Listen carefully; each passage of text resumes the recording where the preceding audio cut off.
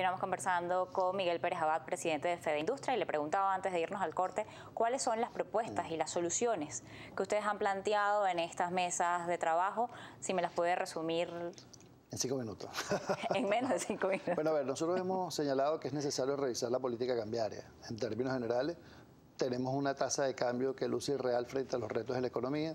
Hemos hablado de un tipo de cambio dual y la apertura de un mercado que permita que actores de la economía ayuden al Estado a fondear las divisas necesarias que al final se traducen en insumos y materias primas, es decir, la revisión de la política cambiaria del país.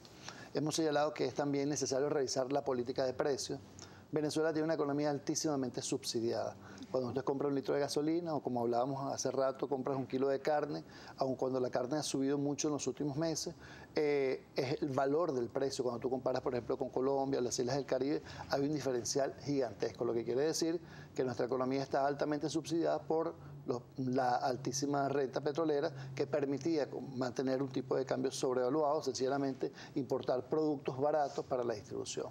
Esa ecuación hay que irla transitando su ajuste, su armonización. Hemos dicho la armonización de los precios, la armonización de la política monetaria, la armonización de los sueldos y de los salarios necesaria para que podamos preservar el poder de compra de los venezolanos y venezolanas. ¿Por qué? Bueno, porque una empresa que produce y no tiene quien le compre, pues sencillamente está destinado al fracaso.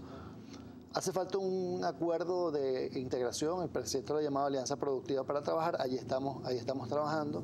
Y bueno, corresponde al Estado tomar medidas. Creemos que hay que revisar a todos aquellos elementos que no permitan un uso racional de nuestros recursos, por ejemplo, la gasolina. Pensamos que es un precio que luce ridículo frente a cualquier otro producto y que es necesario racionalizar su uso y utilizar esos recursos en un fondo que permita aminorar los impactos sociales de medidas que hay que tomar, que el gobierno estoy seguro que las va a tomar en el momento de considere oportuno, siempre entendiendo que estas medidas van a tener un impacto social y que nosotros necesitamos la coherencia entre los actores de la vida económica, los trabajadores con los cuales hemos estado conversando, porque bueno, al final no solamente son la clave fundamental de una producción eficiente, sino también son los que compran, los que consumen y el Estado venezolano. Nosotros lo que hay que tener claro es que Venezuela tiene suficientes recursos económicos, energéticos, alianzas internacionales. Venezuela ha ayudado a muchísimos países de la cuenca del Caribe y de Latinoamérica que en este momento, o sea, son alianzas que podemos activar para lograr aminorar los impactos de una caída. Bueno, vimos que en el caso colombiano acaban de hacer un ajuste de la tasa de cambio,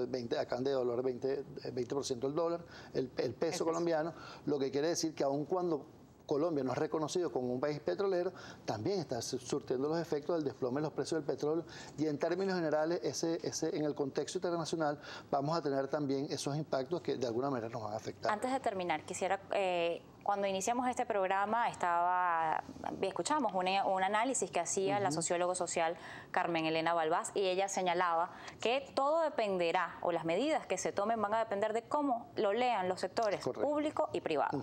Hemos visto, así como usted señala, que todos están o han señalado estar dispuestos a trabajar, dispuestos a unificar criterios para poder solventar el problema que se le presenta en este momento al país, que no se puede desconocer, existe un problema de abastecimiento.